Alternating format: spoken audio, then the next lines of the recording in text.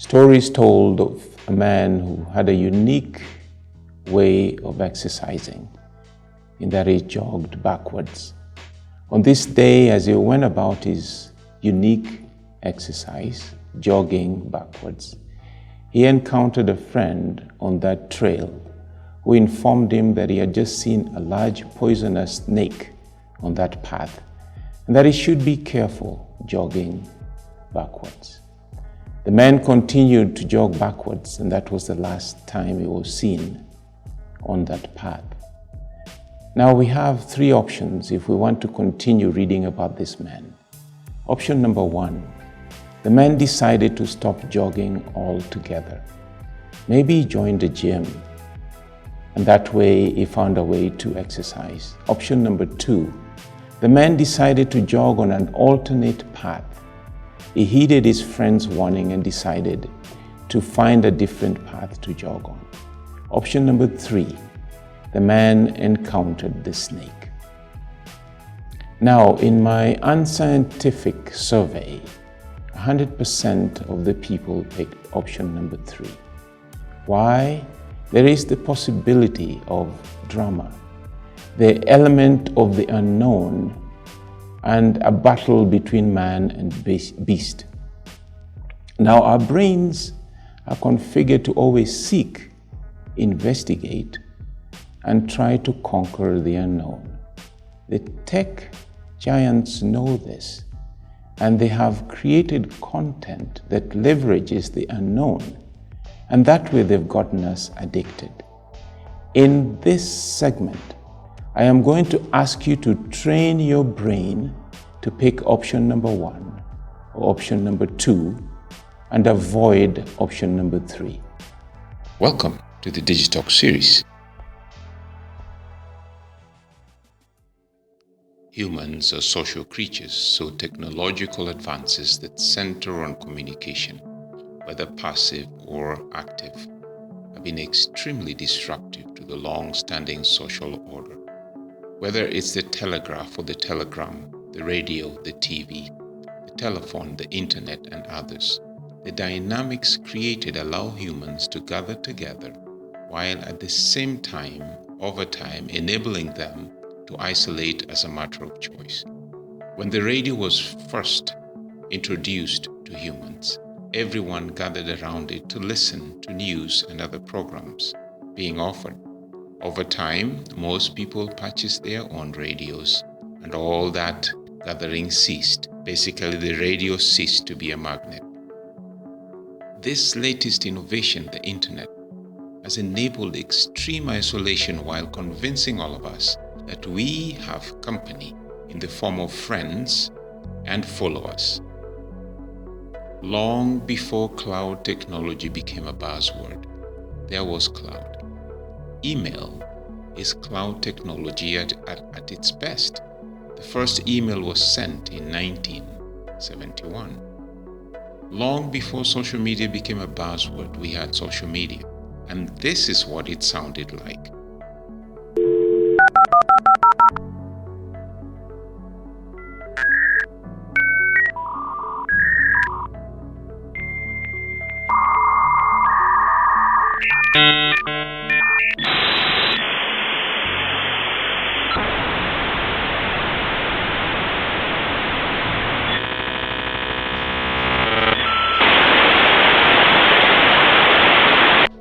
You've got mail.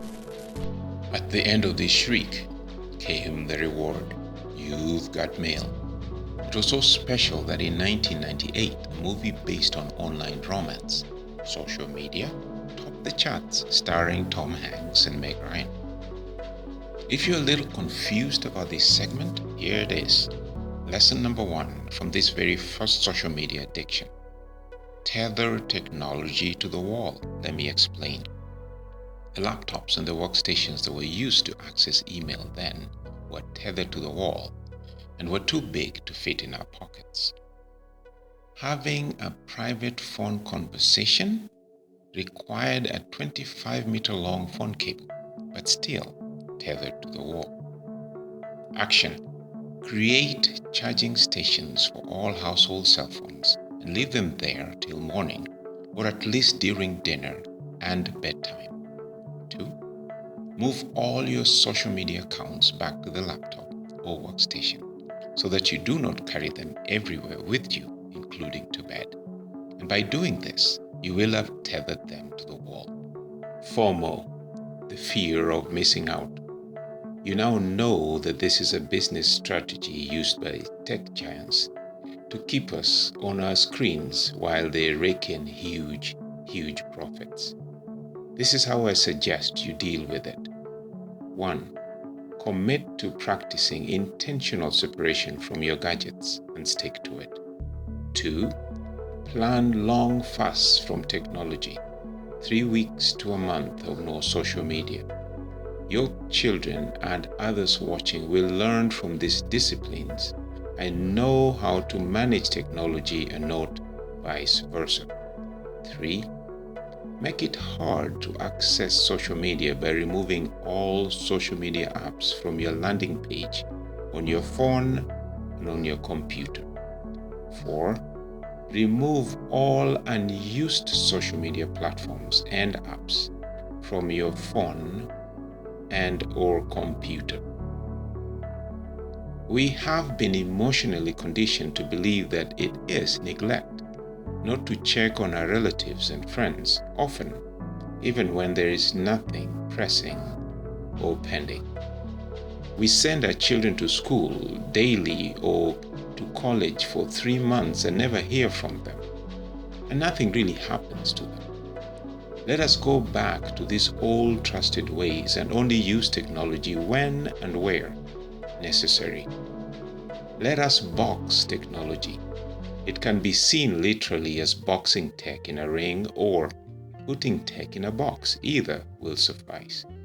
Train yourself to resist the urge to engage a friend or a relative just for the sake of it.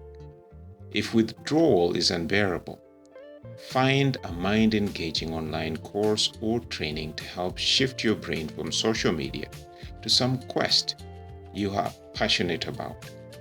Just make sure that all your notifications are turned on your social media platforms. For children, this is what I suggest. 1. Schedule social media access like you schedule homework and other activities within the home and stick to the schedule. 2. Create tech-free zones in the home. Suggestions: breakfast, lunch, and dinner, and probably other family events like family prayers should be absolutely tech-free. 3. Spend time, tech-free time, talking to your children. Just general talk. These days, all conversations or most conversations lead to digital content. When that happens, seize the moment and educate them on what you have learned from this series, this Digitalk series. They're about 6 videos now. If they are already deep into social media, meaning they are addicted, you may not be able to carry out a meaningful conversation with them.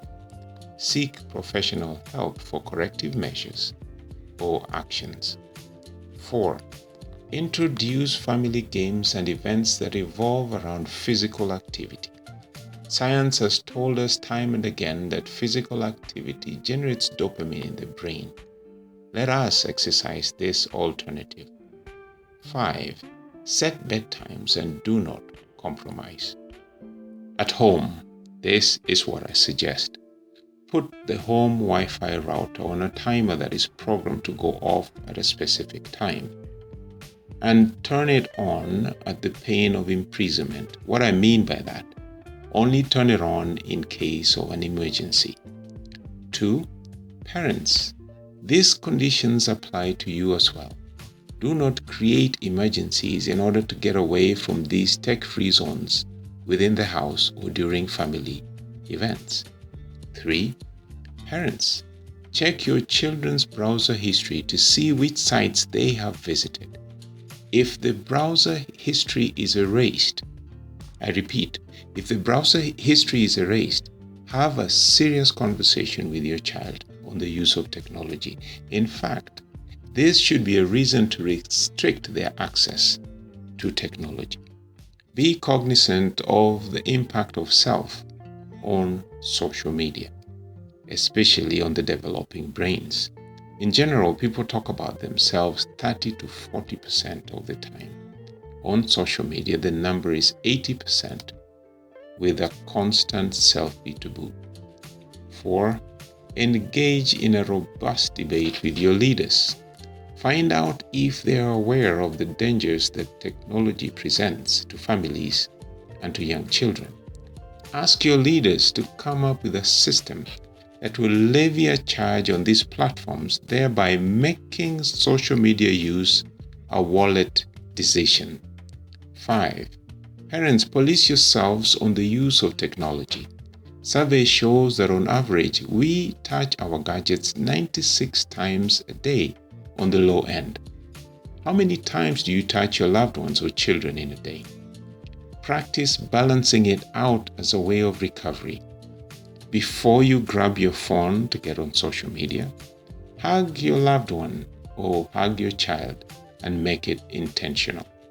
6. Arrange family socials minus technology, completely void of technology.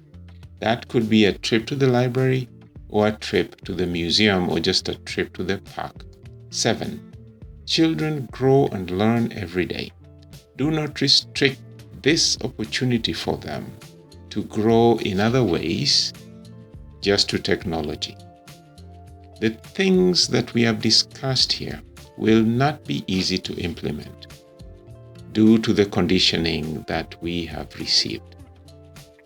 But should we decide not to take action? Should you decide not to act on this? Watch the next video and you will find out what is headed your way. It's almost a guarantee. It will come if you do not take action.